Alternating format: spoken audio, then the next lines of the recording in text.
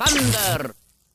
Hey everybody, how's it going? Look, this is going to be a pretty quick video. I just kind of got to get my thoughts out about the announcements that Nintendo has made today. So I've been thinking for a while that the Nintendo Switch 2 reveal is imminent. A lot of people have reached that similar consensus because we've got the Switch 2 leaks, or supposed leaks, they're probably real, that came out a few weeks ago. So people are kind of assuming that, oh, the Switch 2 is probably in mass production at this point, so maybe we'll get a reveal. And you pair that with the fact that we missed our September Direct, so, oh, maybe we're getting something big, or they're preparing for a Switch 2 reveal. Instead, they announced an alarm clock. It's called Nintendo Alarmo, and it is $100. Now, I'm not going to rip on this thing because even though I'm personally not going to get it because that price just seems way too high for an alarm clock in my opinion, it's still a neat product. It's a fun Nintendo product, and if anything, it's a cool collectible to have, having all the Nintendo sounds and music from the different games being used to wake you up in the morning. Like, that's a cool idea, I guess. But I'm just wondering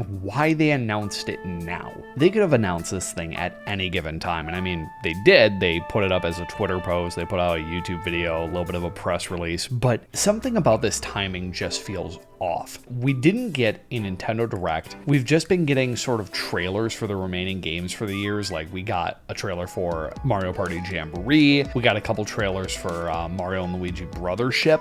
The lack of a Direct and just kind of these spontaneous announcements, like not just the games, but now with Alarmo, it kind of feels like they're sort of getting stuff out of the way because, once again, the absence of a Nintendo Direct in September, I do think is significant because we've come to expect one pretty much every year for a while now, and not having one makes you think that something is going on. Now, you could also argue that they're not showing anything really big because they're just waiting for 2025 and the current Switch is reaching the end of its life cycle, but I don't think that the current Switch is necessarily reaching the end of its life cycle. I mean, I don't think that the Switch is just going to stop being supported or go away once a Switch 2 comes out. More than likely, these two systems are going to get cross-gen releases. I mean, everyone's assuming that the Switch 2 is going to be backwards compatible, so I see no reason why they couldn't have another Nintendo Direct that goes into 2025, and then you just announce the Switch 2 later and be like, hey, all those games that you know that are already coming out in 2025, they'll also look really good on the Switch 2.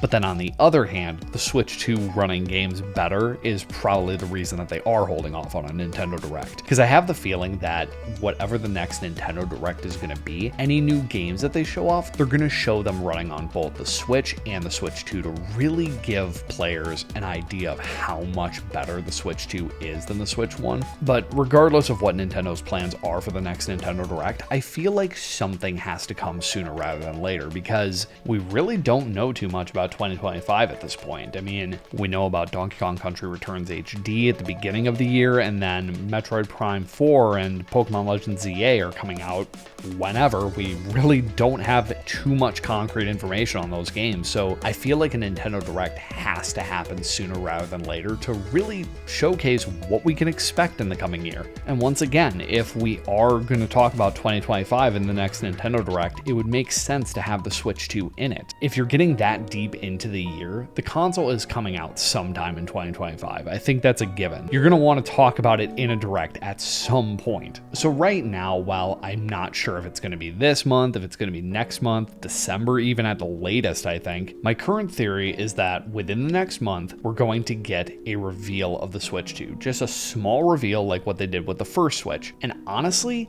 I'm kind of expecting us to get another Switch 2 showcase, like what they did with the Switch 1, that big presentation that they did in January of the release year. I think that we're going to get the same thing for the Switch 2.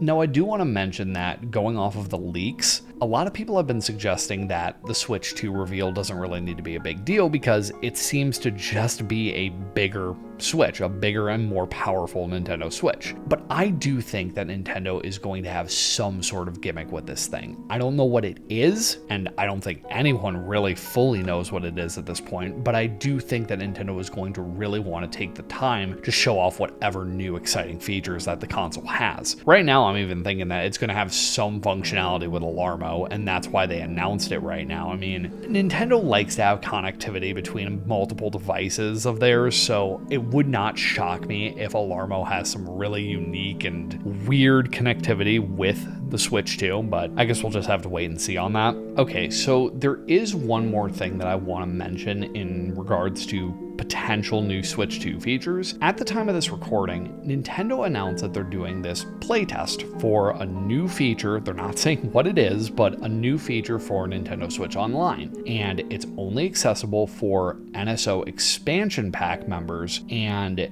the sign-up period starts on October 10th, which at the time of this recording is tomorrow morning. And I'm just really wondering what the hell this could be. Like, why do they need to have a playtest period? And why is it exclusive for expansion pack members? My initial thought was maybe we're finally getting GameCube games, or maybe Nintendo DS games. They managed to get those to work, but I'm kind of wondering if it has something to do more with the online itself, the infrastructure of Nintendo's online service. Maybe we're finally getting rollback. Maybe we're getting on-console voice chat or messaging friends, like basic features that other consoles already have. And I'm kind of wondering why they're testing it now. And the only thing that I can really think of is that they want these features to be available at launch when the Switch 2 comes out. I don't think that they'll be exclusive to the Switch 2, but it wouldn't shock me if they're trying to improve their online, so when the Switch 2 comes out, when they have more games that might require better online, they have it ready to go right when the system comes out. That's just a theory of mine. It could be something way smaller. You never know with Nintendo, but doing a playtesting period like this, it's not something that Nintendo normally does.